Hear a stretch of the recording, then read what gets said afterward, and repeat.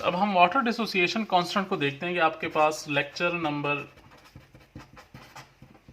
2 है हमारे पास यहाँ पर acid basis and salt chapter का। वाटर डिसोसिएशन कांस्टेंट में आपके पास बेसिकली हम सेल्फ आयनाइजेशन ऑफ वाटर को देखते हैं। आपके पास ये पिछले चैप्टर की जो हमारे पास डेरिवेशन थी हम उसी को देखेंगे।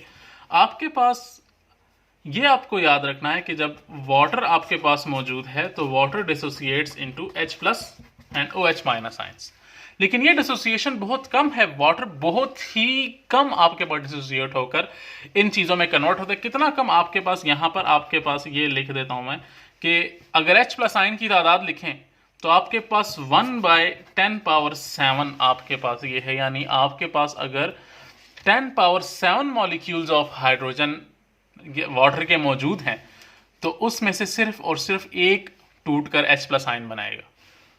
अगर हम इसको कन्वर्ट करना चाहें तो ये कुछ इस तरह सिचुएशन बन जाती है। 10⁻⁷ ऊपर आ जाए तो 1 × 10⁻⁻⁷, तो 1 तो कुछ भी नहीं कहता, तो सिर्फ 10⁻⁻⁷ रह जाता। यानी इतनी छोटी वैल्यू है आपके पास। ये 10⁻⁷ को अगर हम चेक करें तो मेरे ख्याल में ये कोई 10 लाख या 1 करोड़ बनता है। यानी 1 करोड़ वाटर मॉलिक्यूल्स में सिर्फ और सिर्फ एक मॉलिक्यूल टूटेगा और वो आपके पास H+ आयन में कन्वर्ट होगा। वाटर का डिसोसिएशन कांस्टेंट बहुत कम है। इस तरह अगर हम OH- की बात करें तो वो भी ये सिचुएशन है, क्योंकि दोनों इकट्ठे बनते हैं तो इसका भी यही नंबर होगा आपके पास। ये याद रखना है कि आपके पास H+ और OH- की कंसंट्रेशन है आपके पास, ये आगे डेरिवेशन में हमारे पास काम आएंगे। अब इस इक्वेशन को हम दोबारा से लिख लेते हैं आपके पास और हम इसका इक्विलिब्रियम कांस्टेंट निकालते हैं आपके पास। ये इक्विलिब्रियम कैसे, इसका तो Kc = product bye reactant. Product ये है, रिएक्टेंट ये है, तो H+ OH- H2O Kc। H2O को इसके पास ले जाएंगे, Kc H2O = H+ OH-। H2O water आपके पास कांस्टेंट है, क्योंकि वाटर आप ऐड कर रहे हो, ये चीज बन रही है हमारे पास, तो हम इसको कहते हैं कि वाटर भी कांस्टेंट है। तो constant multiply constant is also a constant, तो Kc H2O = Kw। This is called water dissociation constant. अब जब Kw आ गया तो हम इसको यहां पे पुट करेंगे और हम लिखेंगे H+ और OH-। H+ की वैल्यू हमें पता है कि H+ बराबर है 10⁻⁻⁷ के और OH- भी बराबर है 10⁻⁻⁷ के। तो ब्रैकेट्स को हटा देंगे और 10⁻⁻⁷ मल्टीप्लाई 10⁻⁻⁷। बेसिस सेम है तो पावर ऐड होगी, -7 + -7, तो हमारे पास आ जाएगा Kw = 10⁻⁻14। This is the value of water dissociation constant. ये वाटर डिसोसिएशन कांस्टेंट की वैल्यू है। ये हमारे पास छोटी सी डेरिवेशन थी। ये डेरिवेशन यहाँ पर ख़त्म हो जाती है, बल्कि ये हाफ हुई, आगे एक और डेरिवेशन में ये मर्ज हो गया आपके पास। अच्छा, इससे पहले हम लोग pH एंड POH के बारे में समझें। तो pH का मतलब है पावर ऑफ हाइड्रोजन, या इसकी बेसिक डेफिनेशन अगर आपको बताया जाए तो द लॉगरिथम या the negative logarithm of the hydrogen ion concentration. ये इसकी एक छोटी सी डेफिनेशन है आपके पास। इसको अगर मैं इन फॉर्म ऑफ फार्मूला लिखूं तो -log H+, ये आपके पास pH की डेफिनेशन का मतलब है, इसका फार्मूला है आपके पास pH को फाइंड करने के लिए।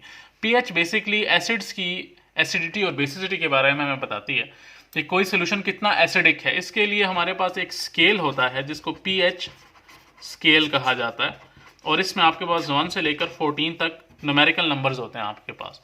अगर वो आपके पास नंबर जो आप चेक कर रहे हो किसी सोल्यूशन का, वो आपके पास 1 से 6 के बीच में आ जाए तो हम उसको एसिड कहते हैं। अगर वो 7 आ जाए तो हम उसको न्यूट्रल कहते हैं, और अगर वो तुम्हारे पास 8 से 14 के बीच में आ जाए तो इसको बेस कहा जाता है आपके पास।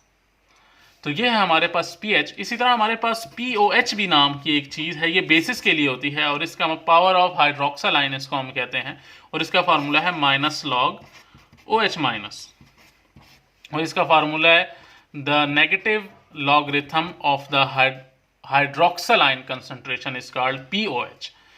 ये आपके पास दो किस्म के स्केल्स हैं। ये फार्मूले आपको बताना जरूरी है क्योंकि नेक्स्ट डेरिवेशन में ये इसका हिस्सा होंगे, क्योंकि नेक्स्ट डेरिवेशन है कि prove pH plus POH is equal to 14।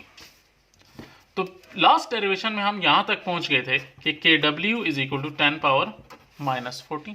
ठीक है, अब हम इसी से आगे जाएंगे। आपके पास हम उसी फार्मूले को वापस अपने पास लिखेंगे Kc वाले को कि Kw